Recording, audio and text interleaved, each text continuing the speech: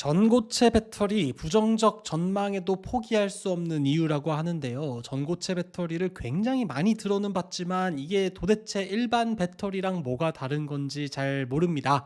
최 박사님, 전고체 배터리는 무엇이고 요즘 이슈가 무엇인가요? 네, 전고체 배터리에 대해서 오늘 설명을 드릴 예정이고요.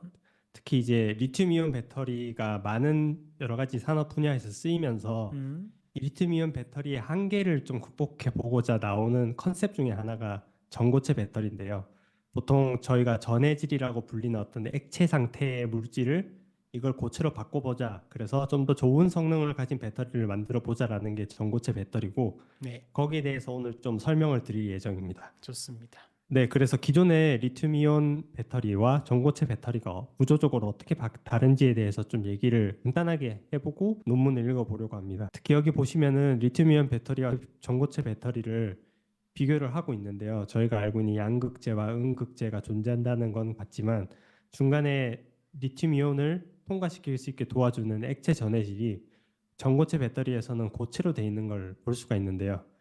그래서 이렇게 만들면 뭐가 좋냐면 더 많은 에너지를 저장할 수도 있고 음, 온도에도 좀 더 강한 배터리를 만들 수 있게 됩니다. 그래서 차이점이 밑에 보시면 테이블로 나와 있고요.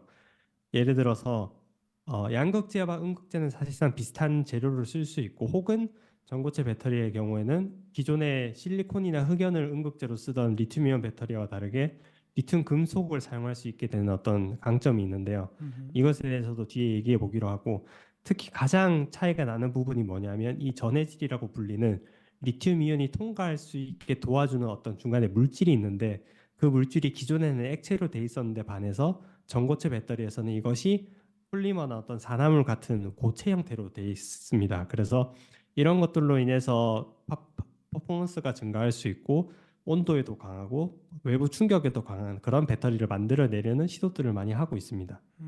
전해질이 고체인 배터리. 그래서 전고체 배터리인 거죠. 전해질이 고체인 배터리가 전고체 배터리가 되는 것이겠습니다. 그래서 기존의 리튬이온 배터리와 다르게 전해질이 고체로 되어 있어서 좋다라는 얘기를 했었잖아요. 그래서 어떤 점에서 좋냐라고 얘기를 해본다면 일단 액체로 된 전해질이 아니기 때문에 고체로 돼 있어서 뭐 누수나 이런 것들이 외부 충격에 대해서 좀 더 적다는 어떤 안정성에 대한 좋은 측면이 있고요.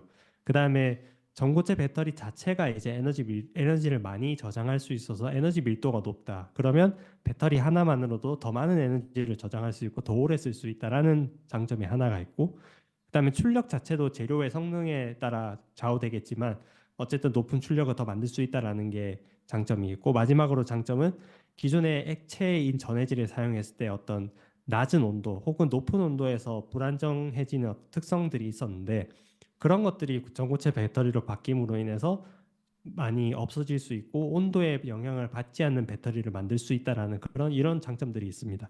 전고체 배터리는 말 그대로 전해질이 고체이기 때문에 액체인 전해질에 비해서 조금 더 기계적으로 그리고 화학적으로 안전하고 용이할 수 있습니다. 때문에 안전 부자재 사용을 줄일 수 있어 쓸데없는 에너지 소비를 줄여 높은 에너지 밀도를 유지할 수가 있고요. 그 다음에 이 전고체 배터리 특성상 조금 더 전도도가 올라갈 수가 있고 이 액체인 전해질인 경우 덴드라이트라든가 어떤 그 온도가 낮아졌을 때에 생기는 여러 가지 문제가 있는데 이 외부 온도에 조금 더 덜 민감해질 수 있다라는 장점이 있어서 전고체 배터리는 이와 같은 여러 가지 장점을 보이고 있습니다. 그래서 오늘 살펴볼 논문은 전고체 배터리를 발전시키는 데 있어서 어떤 부분들이 도전 과제가 되고 이를 더 빠르게 가속화시키기 위해서는 어떤 것들이 수행되어야 되는지에 대해서 좀 얘기를 해보려고 합니다. 음흠.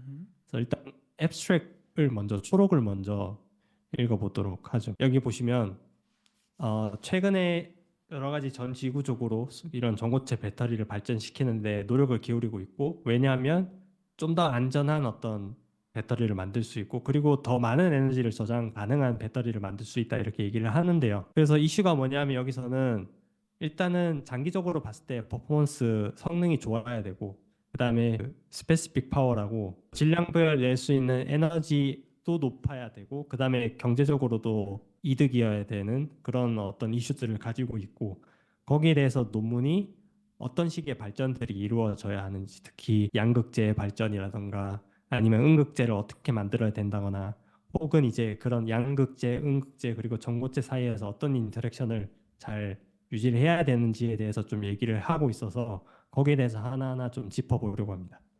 좋습니다. 어디로 한번 가볼까요? 그림으로 피규어로 바로 가면 될 것 같습니다.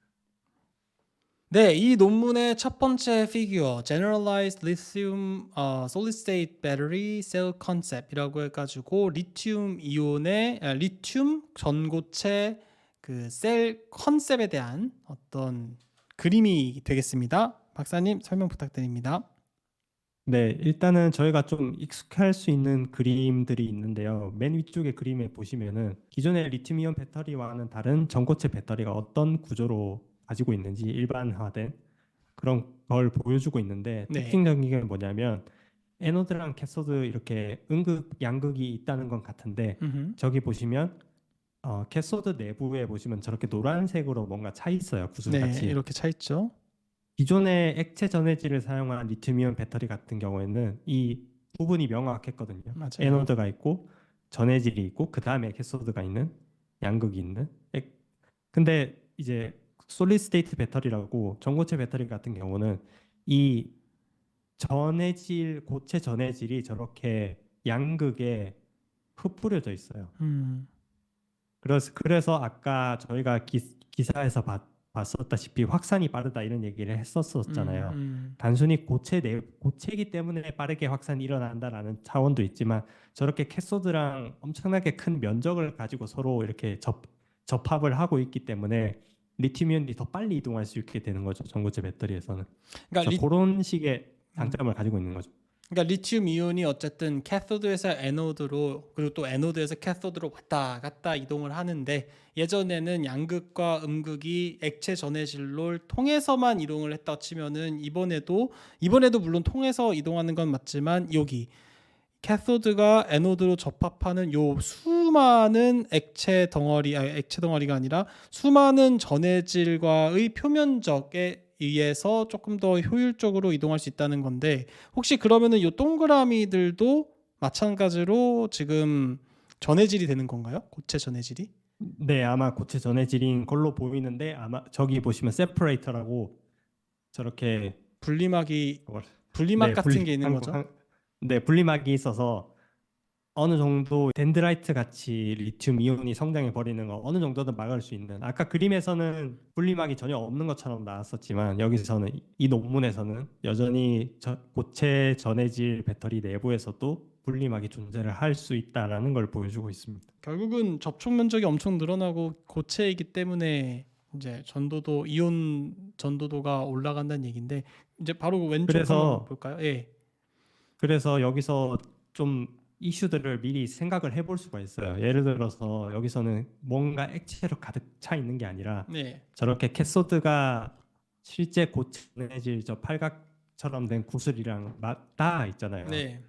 근데 저 맞닿아 있는 부분이 예를 들어 접촉면이 적다거나 뭐 보이드가 있다거나 그러면 이제 실제로 문제가 생길 수 있다는 걸 좀 유추를 해볼 수가 있죠. 그러니까 이거를 잘 조성뿐만이 아니라 어떤 구조적인 측면에서 굉장히 촘촘하고 그 결함이 없이 잘 그리고 수율이 높게끔 일관되게 만들 수 있어야 되는데 그게 가능할지가 이제 핵심이 되겠네요. 결국은 네, 그게 좀 어려운 부분이죠, 기술적으로. 그냥 심플하게 고체 덩어리들을 이게 이 스케일이 어떻게 되는지 모르겠지만 어쨌든 마이크로 단위의 입자일 텐데 네. 그냥 냅다 섞어서 누르면은 어쨌든 펄콜레이팅 네트워크가 그냥 생기지 않을까?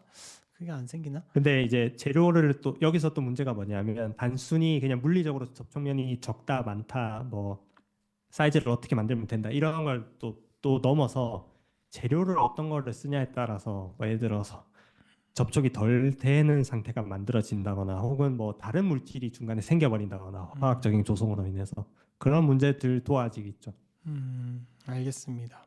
그러면 그냥 넘어갈까요? 전해질 배터리를 만들기 위해서 사람들이 여러 가지 양극재, 음극재 재료들을 사용을 해보고 있어요. 네. 예를 들어서 음극 같은 경우는 기존에는 그래파이트를 많이 썼었거든요. 왜냐하면 저렴했기 때문에. 근데 고체 전해질을 쓰면서부터 이런 양극재도 여러 가지 재료를 쓸 수 있게 되고 있어요. 그래서 사람들이 많이 테스트를 해보고 있는데 특히 그 중에서 각광받는 게 뭐냐면 저렇게 리튬 메탈로 만든 양극재를 사용하게 되면 음. 훨씬 더 많은 에너지를 저장할 수 있다라는 것을 최근에 또 발견을 했어요. 음. 물론 아직까지 해결해야 되는 문제들이 남아 있지만 그래서 이런 여러 가지 재료들을 사용해서 새롭게 뭔가 양극을 만들 수 있고 음극재를 만들어 볼 수 있고 그다음에 기존에 이제 많이 사용되던 어떤 양극재 같은 경우도 어, 조성이 완전히 바뀌어 버렸기 때문에 액체 전해질에서 고체 전해질로 완전히 새로운 재료들도 테스트해 볼 수 있는 거죠. 좀 더 높은 에너지 저장 용량을 가질 수 있는. 그 이것도 나중에 자르시면 될 것 같은데 이게 솔직히 이해하기가 좀 어렵습니다. 이게 그러니까 얘기하는 게 제가 이쪽 분야가 아니라서 리튬, 철, 뭐 그런 거를 쓰면 옛날엔 썼었는데 그리고 에노드로는 컴포짓을 썼었는데 그리고 이렇게 올라가면서 요걸 쓰고 요걸 쓰면 점점 에너지 덴시티가 올라간다 이런 얘기잖아요. 그런가요? 네, 맞습니다. 그러니까 그럼 네, 최근에 맞습니다. 가장 개발된 거는 에노드에서는 리튬 메탈 프리를 썼고 캐소드에서는 컨버전이라는 걸 써가지고 에너지 덴시티를 이만큼 높였다 이 얘기인 거잖아요. 네, 그렇긴 한데 이제 가장 최상의 조합이다 이런 걸 얘기하는 건 아니고요. 네. 그러니까 아마 각각의 논문들이나 연구들이 뭔가 새로운 양극재를 써본다거나 새로운 음극재를 써본다거나 이런 식으로 테스트가 됐기 때문에 저렇게 무조건 위에 있는 걸 쓰면 쓸수록 좋다 뭐 그런 얘기는 아마 아닐 겁니다. 그러니까 박사님 말씀은 이 전고체 배터리의 에너지 밀도가 점점 증가하고 있는데 이 증가의 배경에는 사람들이 이 에노드라고 하는 음극재를 맨 처음에는 컴포짓이라고 하는 복합재에서 뭐 실리콘 틴필름을 썼다가 리튬 메탈로 썼다가 리튬 메탈 프리로 썼다가 이런 여러 가지 재료의 시도를 통해서 조금씩 에너지 밀도를 증가시켰다는 거고 마찬가지로 캐소드 같은 양극재에서도 맨 처음에는 뭐 이런 리튬 관련된 재료들 그다음에 뭐 니켈, 망간, 코발트, 리튬 그다음에 뭐 니켈 옥사이드 이런 거를 쓰면서 마지막에 컨버전 등등 여러 가지 시도를 함과 동시에 같이 이제 에너지 밀도를 높일 수 있었다. 이런 얘기인군요. 네, 맞습니다. 네. 알겠습니다. 그리고 마찬가지로 오른쪽에 보니까 그러니까 에너지 덴시티가 아니라 이제 파워 덴시티, 즉 에너지 덴시티는 얼마나 많은 에너지를 저장할 수 있는지에 대한 얘기인 거고, 파워 덴시티라는 거는 내가 필요할 때마다 얼마나 빨리 이거를 출력해낼 수 있는지에 관련된 얘기인데 여기 이제 에너지 덴시티는 음극재 또는 양극재를 어떤 걸 사용했냐에 따라서 디펜던트 하지만 정해지지만 파워 덴시티 같은 거는 이제 일렉트로라이트 즉 전해질을 무엇을 쓰느냐에 따라서 굉장히 많이 정해지는데 여기는 이제 옥사이드 폴리머 뭐 할라이드 설파이드 등을 쓰면서 에너지 출력을 높일 수 있었다 이런 얘기로 우리가 볼 수 있겠네요. 그렇죠 박사님? 네, 맞습니다. 그래서 에너지 밀도는 양극재, 음극재, 그 다음에 에너지 출력은 어떤 고체의 전해질로 쓰는지가 가장 중요한 포인트다라는 것을 여러분들이 이해하시면 굉장히 유용할 것 같습니다. 그래서 어떤 재료를 사용해서 배터리를 만드느냐가 중요해지는 부분이 되는 거죠. 여기서 전고체 배터리에서는 무조건 높은 에너지 덴시티와 그다음에 파워 덴시티를 쓴다고 해서 최상의 어떤 배터리를 만들어낼 수 있는 게 아니고 저 양극재, 음극재, 전해질 사이의 어떤 상호작용도 잘 고려를 하면서 배터리를 만들어야 되는 게 이슈인 거죠. 좋습니다. 네, 그래서 이 그림은 새로운 어떤 이슈를 설명해 주는 그림인데요. 기존의 액체 전해질에서는 사실 물 같은 어떤 액체 전해질을 썼었기 때문에 이 캐소드 양극재랑 접촉 면적이 상당히 넓었을 거잖아요. 액체이기 때문에 고르게 퍼져 있기 때문에. 근데 이걸 고체 상태인 어떤 고체 전해질로 바꾸면서 알갱이 같은 걸 쓰다 보니까 이 알갱이 사이로 리, 아, 리튬 이온이 잘 전달이 되려면 이 알갱이들이 오밀조밀하게 잘 붙어 있어야 되잖아요. 그래서 그거를 나타내는 어떤 척도가 나오게 됐고 그 척도가 이 전도도에 영향을 주기 시작하는 거죠. 그게 이제 톨셔시리 이펙트라고 굴곡률이라고 불리는 어떤 인자인데 이 굴곡률이 높으면 높을수록 이온이 전달되는데 좀 더 구불구불한 길을 가야 되니까 전도도 자체가 떨어지게 되는 거예요. 음. 그래서 이 불공률, 구불구불함을 낮추기 위해서 어떤 걸 하냐면 더 많이 빽빽하게 어떤 고체 전해질을 가득가득 채우는 거예요. 가득가득 채우면 채울수록 접촉하는 면적도 늘어날 거고 그렇게 되면 리튬 이온이 좀 더 쉬운 길을 통해서 전달이 될 수 있으니까 전도도 자체도 높아지게 되는 거죠. 그게 이제 왼쪽에 나와 있는 어떤 그래프라고 볼 수 있겠습니다. 볼륨이 높아질수록 더 많은 입자가 채워지기 때문에 고체 전해질 입자가 채워지기 때문에 더 빽빽하게 있고 그로 인해서 리튬 이온이 좀 더 쉽게 통과될 수 있다. 그렇기 때문에 이온 컨덕티비티 전기 전도도가 훨씬 더 높아지게 되는 거죠. 굉장히 어렵죠. 이게 좀 식도 나오고 해서 어렵기는 한데요. 박사님께서 말씀해 주셨던 걸 한 번만 살짝만 정리하면은 전해질이 액체였을 때는 액체와 고체 사이의 표면적이 넓다 보니까 이온들이 왔다 갔다 하는 데 있어서 그냥 너무 어려움이 없이 그냥 평탄하게 갈 수 있었다는 겁니다. 즉 굴곡이 적으니까 low tortuosity가 생긴다라는 거고, 다만 이제 이게 전고체가 되면서, 그러니까 즉 전해질이 고체로 바뀌면서 액체에 비해서는 조금 이렇게 왔다 갔다 할 수 있는 그런 패스웨이가 생길 수밖에 없는 거고, 이러한 굴곡은 자연스럽게 높은 굴곡 하이 톨토시티로 연결될 수밖에 없는 거죠. 그래서 이제 박사님께서 말씀해 주셨던 것처럼 어쨌든 액체 전해질이 조금 더 그 양극재와의 표면적이 넓을수록 톨토시티가 적어지는 것처럼, 마찬가지로 고체인 전해질의 양, 즉 그 볼륨 프랙션, 얼마나 그 볼륨 대비의 그 비율이 높으면 높을수록 높은지에 따라서 표면적이 증가하게 되고, 그러면 결국은 낮은 톨투어시티 팩터로 연결이 돼서 이렇게 떨어지는 결과가 생기고, 당연히 볼륨 프랙션이 높아지면 높아질수록, 즉 솔리드 일렉트로라이트의 볼륨 프랙션이 높아지면 높아질수록 전반적인 이펙티브 아이오닉 컨덕티비티는 살짝 낮아진다. 그래서 요식 effective ionic conductivity라고 하는 거는 단순히 그 재료의 컨덕티비티에만 종속되는 것이 아니라 볼륨 프랙션 엡실론이 어떻게 되는지, 그다음에 톨토시티 팩터인 카파가 어떻게 되는지에 따라서 결정이 된다라는 거죠. 박사님, 제가 그런데 질문이 하나가 있는데요. 지금 보면은 effective ionic conductivity라고 하는 게 결국 입실론 나누기 카파 곱하기 뭐 아이오닉 벌크 컨덕티비티라고 나와 있는데, 이게 결국은 리니어한 관계일 것 같은데, 여기서 보면은 볼륨 프랙션이 이렇게 리니어하게 증가하는 게 아니라 약간 세츄레이트 되는 것 같거든요. 즉 뭔가 이 식만으로는 표현하기 힘든 어떤 이펙티브 아이오닉 컨덕티비티가 있는 것 같아요. 어떤 이유 때문에 이게 선형적으로 그냥 단순하게 증가하는 것이 아니라 뭔가 조금 더 복잡한 양상을 띠는 것일까요?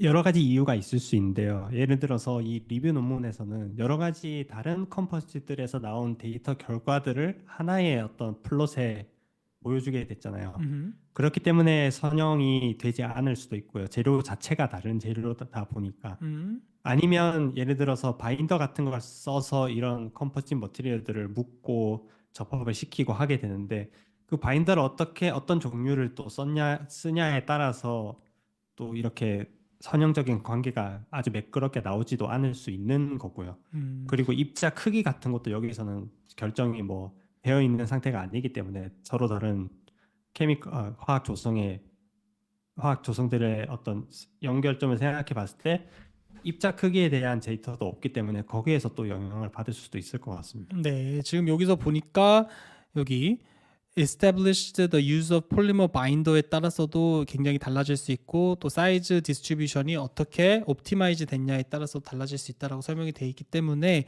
이런 여러 가지에 대한 복합적인 요소들이 결국은 effective ionic conductivity에 영향을 주는 거고, 혹시라도 모르시는 분도 있을까봐 폴리머 바인더라고 하는 건, 바인드라고 하는 건 묶는다는 얘기잖아요. 이 섞이지 않는 어떤 고체 알갱이들을 같이 묶어주는 풀 같은 역할, 딱풀 이런 풀 같은 역할을 하는 게 폴리머 바인더가 되겠습니다. 그래서 다음 그림은 어떤 걸 보여주냐 하면 전해질을 액체 전해질이냐, 폴리머 전해질이냐, 고체 전해질이냐 이런 걸 어떤 걸 사용하냐에 따라서 리튬 이온의 이동성이 어떻게 바뀌는지, 그리고 리튬 이온이 얼마나 많이 들어올 수 있는지, 밀도잖아요.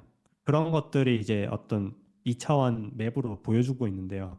제가 여기서 좀 신기했던 거는 전고체 배터리가 좋다 이렇게 얘기를 해서 당연히 이온 전도도 자체도 전고체 배터리가 압도적으로 높을 줄 알았는데, 여기서 보시다시피 LE라고 리퀴드 일렉트로라이트가 해서 액체 전해질인데요.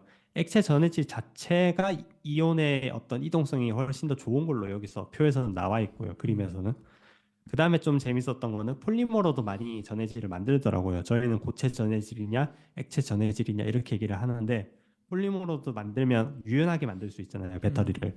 그래서 그거에 대해서 사람들이 연구를 하고 있는데 여기서 단점은 일단 이온의 이동성 자체도 낮고 그 다음에 덴시티 이온이 얼마나 많이 들어올 수 있느냐 빡빡하게 그거를 비교했을 때도 다른 것들에 비해서 낮다라고 할 수 있는 거죠. 폴리머 자체가. 그래서 여기 이 그래프만 봤을 때는 폴리머로 전해질을 만들면 배터리의 성능 자체는 좀 떨어진다. 다른 데서 이점을 찾을 수 있을지 몰라도 그렇게 되는 거고요.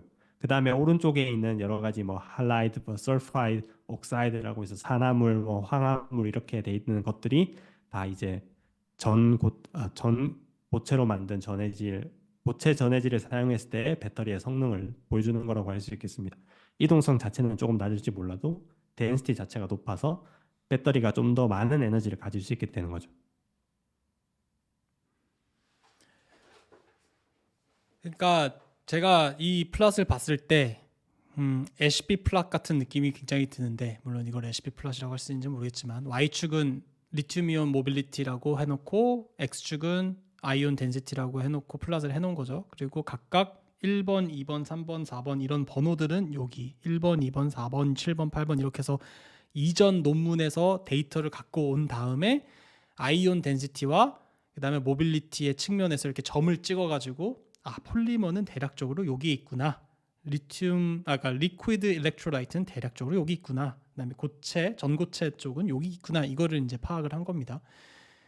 그 모빌리티가 올라가면 올라갈수록 이 리튬 이온이 조금 더 잘 움직일 수 있다는 얘기고 리튬 이온이 좀 더 잘 움직일 수 있다는 얘기는 다시 얘기하면은 리튬 이온이 움직일 수 있는 그 액티베이션 배리어, 활성화 그 배리어가 작기 때문에 모빌리티가 좋아진다라고 우리가 이해하는 건 쉬운데요. 제가 봤을 때 이 리튬 이온 덴시티라고 하는 이 부분 있지 않습니까, 박사님? 리튬 이온의 덴시티가 높으면 높아질수록 여기 돈이 표시가 되어 있습니다. 이 돈은 어떻게 네. 우리가 이해를 할 수 있을까요? 리튬 이온의 덴시티가 높아진다는 거는 좀 더 많은 리튬 이온이 배터리 같은 크기의 배터리 안에 들어갈 수 있다는 얘기고 네. 그 말은 배터리가 같은 크기로도 더 큰 출력이나 어떤 더 오래 갈 수 있다는 얘기잖아요. 네. 그래서 그게 결국은 돈이랑 관련돼 있기 때문에 이런 식으로 얘기를 한 것 같습니다. 잠깐만요. 제가 그거 확실하지 않아요. 비용이 그 비싸다는 재료가 비싸다는 건지 아니면 이게 그러니까 출력이 좋아서 돈이 잘 나온다는 그게 좀 혹시 아세요? 저는 이걸 그냥 비용을 아낄 수 있다고 비용을 이해를 아낄 했거든요. 수 있다. 네네네. 배터리 하나 예를 들어 10개 사용해야 될 거를 하나만 있어도 되는 거니까. 그럼 좋은 거네요. 이 덴시티가 네네네. 높으면 높을수록. 그러니까 이게 네. 어쨌든 상관관계가 그건 거네요. 덴시티가 높으면 높을수록 이 모빌리티는 떨어지고 결국은 위로 우상향할수록 좋은 거네요. 덴시티도 높고 네, 그렇죠, 모빌리티도 그렇죠. 좋고. 덴시티 높고 모빌리티도 높고. 내가 바본가? 약간 돈을 사면 이게 뭔 말인지 모르겠어요. 돈을 표현하는 건. 저도 그 밑에 캡션이나 이런 데서 돈 얘기 찾아보려고 그랬는데 그게 없더라고요. 너무 뭐 단순해서 얘기 표시를 안 해놓은 그런가? 건지. 내가 모르겠어요, 이쪽 저도. 세계를 잘 모르나 봐. 그러니까 그럼 덴시티가 높다는 게 비싸다는 건지 아니 덴시티가 그 얘기는 높아서 아닐 거예요. 그 얘기는 아닐 거예요. 그 얘기는 아닐 거예요. 그러니까 돈이 잘 된다. 그러니까 뭐 아낄 수 네. 있다 이 얘기잖아요. 그래프에서 결국 모빌리티가 네네네. 오른쪽에 있을수록 높아지면은 좀. 이게 요로 갈수록 좋은 거다. 네네. 그래서 이 그래프에서 저희가 생각해 볼 수 있는 거는 배터리 전해질을 만들었을 때 가장 좋은 건 뭐냐면 리튬이온의 모빌리티 이동성도 높고 그리고 이동성이 높은 리튬이온을 더 많이 저장할 수 있는 리튬이온 덴시티도 높은 어떤 그런 이상적인 경우잖아요. 그래서 이 2차원 그래프에서는 오른쪽 상단에 위치하면 할수록 점점 여기. 더 좋은 배터리라고 볼 수 있는 거죠. 네, 그러니까 위로 올라갈수록 좋고 오른쪽으로 올라갈수록 좋고 하기 때문에 이쪽에 있을수록 좋은데 전고체 배터리 같은 경우는 살짝 여기 모빌리티는 좀 떨어지지만 덴시티가 높은 이런 상황이고 네, 설파이드라고 하는 황합물 자체는 그래도 좀 괜찮은 수준에 있는 것 같아요. 여기서는. 그리고 이제 액체 전해질로 되어 있는 일반적인 리튬이온 배터리 같은 경우는 리튬 모빌리티는 굉장히 높은 편에 속하지만 덴시티 같은 거는 이제 조금 떨어지는 그러한 양상을 띠고 있습니다. 좋아요. 네. 뭔가 내용이 좀 뭔가 풍성해지는 것 같아요. 이렇게 하면서 그냥 단순하게 전고체 배터리 그냥 이런 거다 하고 끝내는 게 아니라 이런 게 좋은 거지. 네. 리튬 메탈 에노드에 대해서 얘기를 좀 해보고 싶은데요. 저희가 기존의 리튬이온 배터리 같은 경우는 이 음극재로 그라파이트를 많이 썼었잖아요. 비용적인 문제도 있고 퍼포먼스적인 것도 상당히 괜찮았기 때문에. 근데 이제 전고체 배터리로 넘어가면서 사람들이 기대하고 있는 게 뭐냐면 기존의 이 그라파이트로 만들어진 에노드를 바꿔서 다른 재료를 써서 여기서는 리튬 메탈을 쓰는 거죠. 그래서 리튬 메탈을 쓰게 되면 훨씬 더 많은 리튬 이온을 저장할 수 있기 때문에 에너지적인 측면에서 엄청나게 이득을 볼 수 있는 거고 이게 지금 전고체 배터리에서 점점 더 가능해지고 있는 것 같아요. 근데 이슈가 뭐냐면 어쨌든 에노드 리튬 메탈도 고체고 전해질도 고체이기 때문에 고체와 고체 사이에서 일어날 수 있는 여러 가지 일들이 어떤 문제가 될 수도 있어요. 예를 들어서 기존의 리튬이온 배터리에서도 그랬지만 덴드라이트 즉 이온이 뭐 쌓이고 쌓여서 저런 식으로 뿌리처럼 만들어지는 그런 문제가 리튬 메탈 에노드랑 고체 전해질 사이에서도 일어날 수 있고 이게 저희가 배터리 쇼트라고 불리는 어떤 화재 위험도 있을 수 있는 거거든요. 그런 것들이 여전히 존재하고 있고 그다음에 오른쪽에 그린 B 같은 경우는 뭐냐면 고체와 고체의 어떤 접합이기 때문에 이렇게 접합 부분 자체가 매끄럽지 않아요. 어떤 부분은 컨택이 되어 있고 어떤 부분은 되어 있지 않기 때문에 여기서는 그 되어 있지 않은 부분이 너무 많다 보면 이 전기 전도가 힘들어지는 상황이 발생하는 거죠. 그런 것에 대한 이슈도 아직까지 해결이 돼야 될 문제입니다. 아유 박사님 감사합니다. 그러니까 네. 혹시라도 이해가 안 되셨던 분들 계시다면 다시 한번 정리하지만 이 피규어 4의 제목은 Critical Issues of the Lithium Metal Anode입니다. 즉 뭐냐면은 에노드 음극재에 리튬 메탈을 썼을 때의 문제거든요. 그래서 요 까만색으로 표시된 게 음극재고 여기에 리튬 메탈이 쓰인 겁니다. 메탈이니까 고체겠죠. 금속이니까. 그리고 마찬가지로 여기도 당연히 까만색이니까 음극재가 리튬 메탈이 쓰인 거고요. 리튬 메탈과 양극재는 여기 밑에 있겠죠. 여기에 이제 연결된 게 전해질, 전고체, 고체인 전해질로 이렇게 묶여 있는 건데 A라고 하는 건 박사님께서 설명해 주신 것처럼 덴드라이트 같은 것들이 생겨가지고 쇼트의 위험이 있을 수 있다는 점. 그 다음에 음극재와 또한 고체인 전해질 사이에 구멍이라든가 빈 공간이 생기면서 어떤 계면 안정성적인 측면에서 좀 문제가 있을 수 있다라는 부분을 최 박사님께서 지적해 주셨습니다. 그래서 마지막 피규어 5번인데요. 여기서 보니까 known interface related issues in solid state batteries and potential solution이라고 되어 있습니다. 즉 뭐냐면은 solid state 배터리, 전고체 배터리에서 특히 어떤 인터페이스, 접촉면에 관련된 알려진 문제인데요. 박사님 어떤 내용이 있는지 한번 설명 부탁드립니다. 네, 전고체 배터리가 에노드 그리고 고체 전해질 그리고 음극재, 고체 전해질, 양극재 이렇게 이루어져 있기 때문에 각각의 어떤 인터페이스에서 일어날 수 있는 문제들이 여러 가지가 있어요. 그래서 그런 것들이 어떤 문제가 있고 어떤 식으로 해결될 수 있는지 이렇게 한 번에 테이블로 모아놓은 건데요. 왼쪽부터 먼저 보시면은 에노드 그러니까 음극의 어떤 인터페이스 부분에서 어떤 문제들이 일어날 수 있는지를 설명해 놓은 건데 예를 들어서 이 음극재 자체의 크기가 여러 가지 들쑥날쑥할 수도 있고 크기가 변할 수도 있잖아요. 네. 그래서 그런 것들을 방지하기 위한 이제 저렇게 해결책들이 저 파란색 박스 안에 들어가 있는데요. 예를 들어서 리튬 같은 경우는 뭐 합금을 쓴다거나 혹은 뭐 최대한 이 볼륨 체인지를 줄일 수 있는 어떤 물질이나 환경을 조성을 한다거나 하는 식으로 해결을 하고 그다음에 밑에 보시면은 예를 들어 아까도 얘기했었던 문제지만 고체 전해질과 음극 사이에서의 어떤 막 형성 같은 거를 어떻게 막아낼 수 있느냐에 대한 얘기도 지금 여기서 하고 있고 이런 경우에는 뭐 코팅을 한다거나 아니면은 표면이 좀 강화 처리된 고체 전해질을 쓴다거나 하는 방식으로 해결을 하고 뭐 아까도 이전 그림에서도 봤었지만 저렇게 구멍이 생겨버려서 접촉 면적이 떨어지는 건 어떻게 해결을 하느냐. 뭐 압력을 좀 더 줘서 이런 접촉 면적을 더 늘리는 방법도 있을 거고, 그 다음에 폴리머 바인더 같은 걸 써서 서로 잘 붙을 수 있게끔 해주는 방법도 있을 겁니다.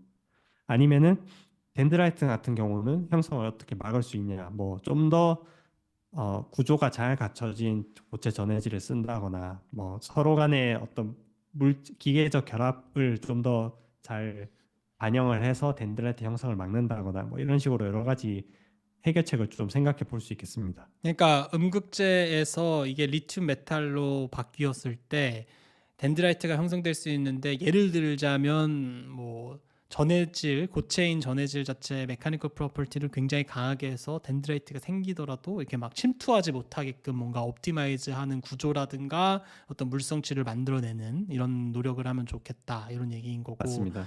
이 pore formation 같은 경우도 지금 이제 high stack pressure이라고 얘기한 걸 보니까 뭔가 프레셔 같은 거를 꽉 줘가지고 어떠한 디팩이라든가 그 안에서 생기는 빈 공간 자체가 나오지 않게끔, 아니면 그 사이에 막아버리는 거죠. 합금 인터레이어 같은 것이 있다든가, 아니면 어디시브, 이런 아까 바인더라고 얘기했던 그런 접착제 같은 인터레이어를 넣어서 최대한의 어떤 그런 결함이라든가 빈 공간을 막는 것. 그다음에 뭐 아까 인터페이스는 했고요.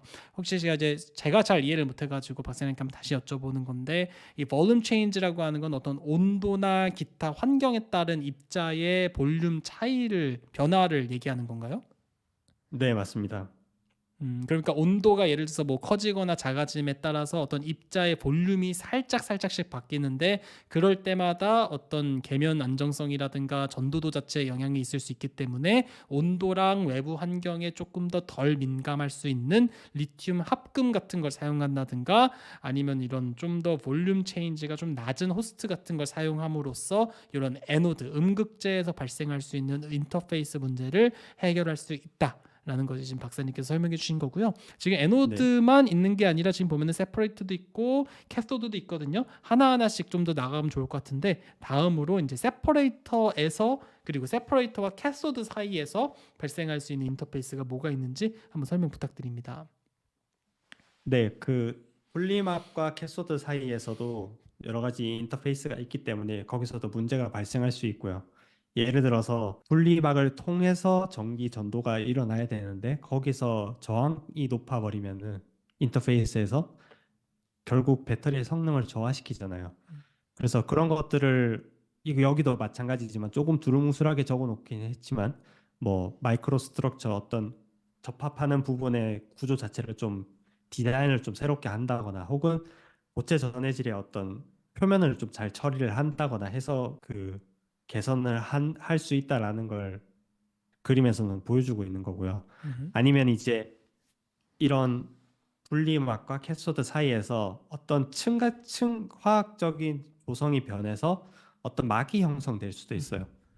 그래서 그런 것들을 어떻게 잘 관리하느냐, 특히 어, 배터리의 성능 측면에서 있어서 그런 것들이 좀 더 중요하다고 볼 수 있겠습니다. 자, 그러면은 이제 양극재에서의 인터페이스 문제는 뭐가 있는지 박사님 한 번만 더 설명 부탁드립니다. 네, 예를 들어서 저희가 처음에 구조에서 설명을 했었지만 양극재 내부에도 고체 전해질이 저렇게 들어가 있잖아요. 네. 부실처럼 전기 전도를 훨씬 더 잘 시키기 위해서. 그래서 어떤 문제가 생길 수 있냐면, 고체 전해질이 양극재와 충분히 접합이 잘 되어 있지 않은 저런 컨택 로스가 일어날 수 있는 거죠. 음흠. 그래서 이런 경우도 마찬가지로 고체 전해질을 좀 더 잘 붙을 수 있는 재료를 쓴다거나, 폴리머 같은 걸 써서 접합을 시켜준다거나, 혹은 이제 압력을 가해서 서로 잘 붙을 수 있게끔 조밀조밀하게 그런 식으로 해결을 할 수 있는 거고, 그 다음에 CEI 포메이션이라고 저렇게 어떤 얇은 막이 형성될 수도 있거든요. 네. 그 양극재 내부에서. 그럼 저 막이 배터리의 성능을 저하시키지 않게끔, 그리고 어떤 고체 전해질의 화학적 조성을 바꾸지 않게끔 거기에 맞는 고체 전해질을 쓴다거나 거기에 맞는 코팅을 만들어낸다거나 하는 식으로 해결을 할 수가 있는 거고, 그다음에 마지막으로 저희가 이전에 한번 얘기를 했었던 저 구불구불한 척도 톨소시디를 어떻게 조절을 하느냐가 또 중요한데요. 이것 같은 경우는 이제 어, 말 그대로 고체 전해질의 어떤 볼륨을 늘려서 가득가득 채워서 리튬이온이 좀 더 쉽게 통과할 수 있게끔 만들어 준다거나 아니면 표면에 어떤 컨택 에리아를 넓혀서 컨택을 좀 더 많은 부분에서 할 수 있게끔 고체 전해질을 디자인하는 것도 어떤 해결책이 될 수 있다고 볼 수 있겠습니다. 자, 그래서 오늘 최 박사님과 함께 전고체 배터리 개발에 있어서 굉장히 어려운 점은 무엇인지 다양한 요소들을 살펴봤는데요. 오늘 영상 시청해 주셔서 진심으로 감사합니다.